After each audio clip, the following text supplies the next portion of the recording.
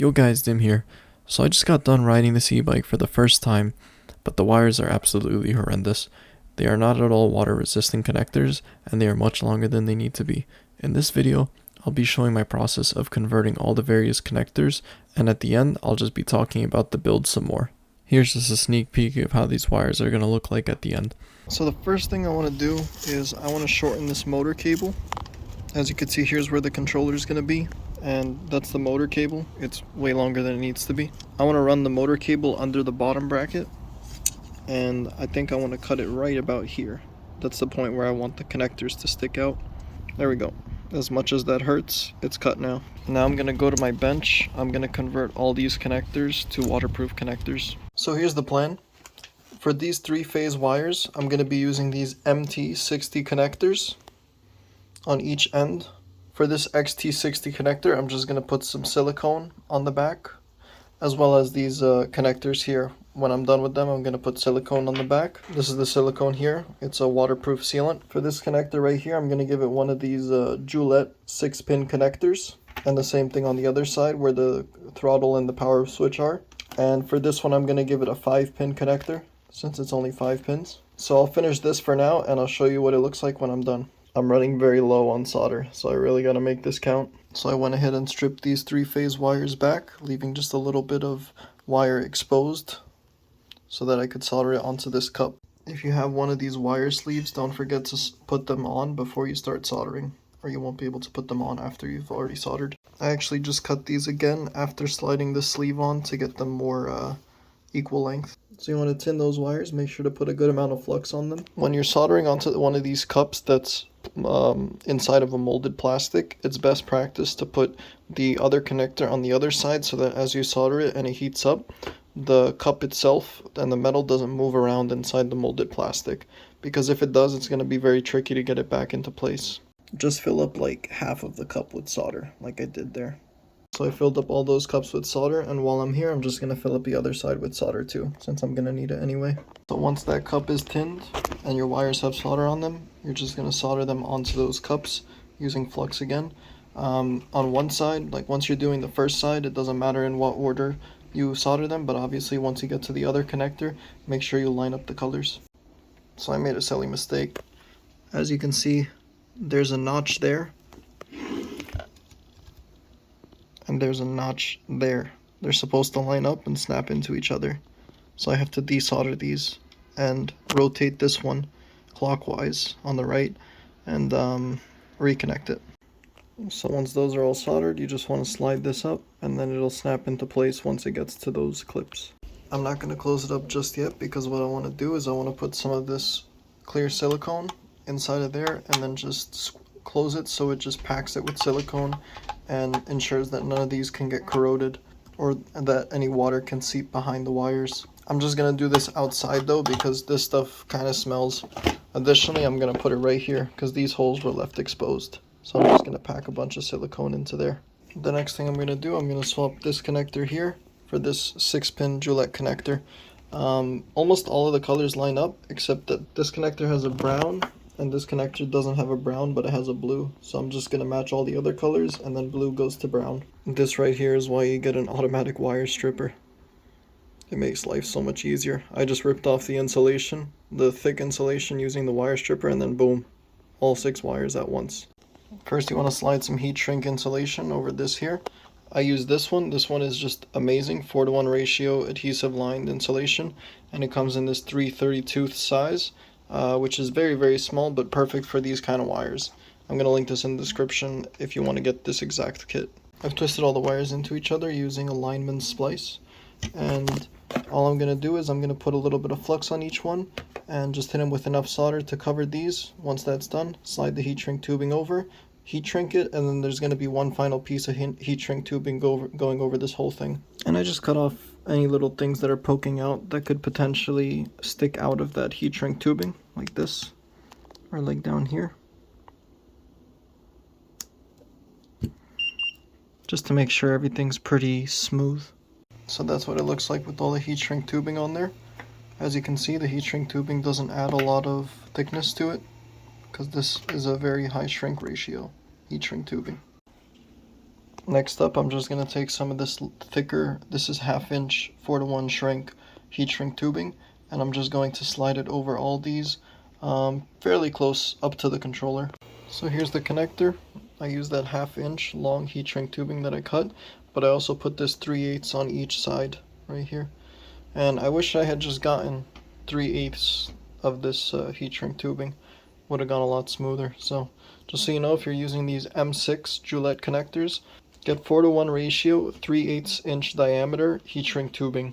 Next up, I'm going to convert this 5-pin Hall effect sensor connector to the Gillette 5-pin connector.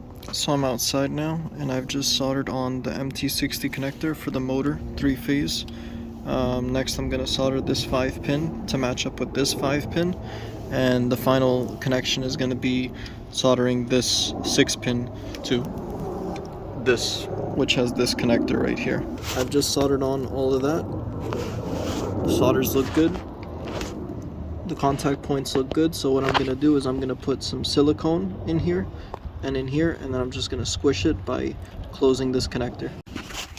So there's silicone grease inside of here, and then also I put some on the top here so that water really can't get in. Alright, so that one's filled up well, and so is this one. Next up, I'm going to do these Hall sensor wires to connect them to this one.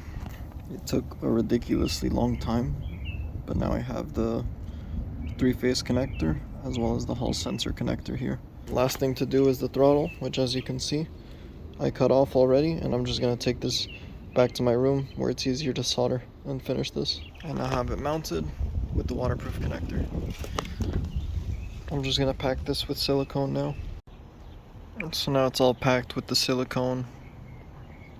I don't see any holes through which water can enter, and I mean, it's not pretty, but it'll work for sure. And these wires here I'm just gonna hide in the controller bag. Alright, so it's done. I just took it for a test spin to make sure all the electrical connections were working. We've got this wire nice and shortened. It's running here next to the down tube and right there into the bag. Over on this side we have the battery base connected to the controller here. We also have the motor cable right here running under that tube, and I just kind of grouped them all together and put a zip tie around them and another zip tie here to hold them to the frame. Maybe I'll put another zip tie here, or I'll go with some kind of like corrugated tubing. I'm not sure. I mean, honestly, it doesn't look too bad, and you wouldn't see it when you're standing up anyway, but it could be something. I didn't do any type of waterproofing for this XT60 connector. I felt like it was unnecessary.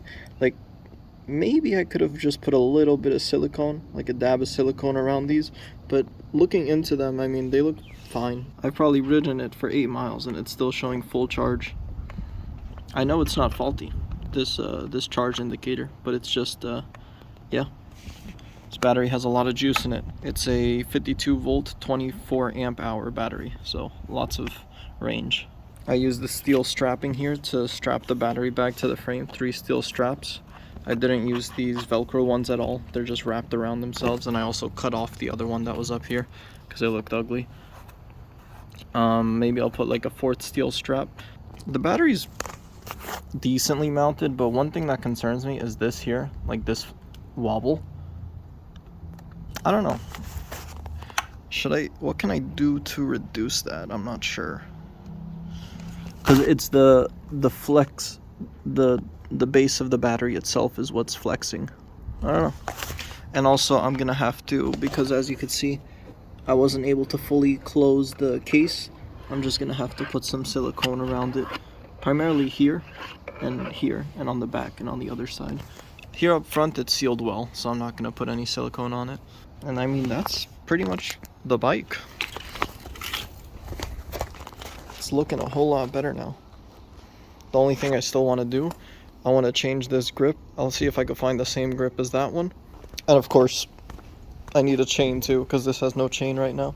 You could see I put the 18-tooth freewheel sprocket back there, and there's three speeds up here, so I'm just gonna stick the derailleur on there to act as a belt tensioner, but I'm not gonna connect the cable of the derailleur up here. I already removed the lever for the derailleur here. It's just going to be three gears in the front and 1 gear in the back. But I mean, dude, this thing goes so fast and has so much torque. I really doubt you'll be doing much pedaling on this. The only annoying thing is this here.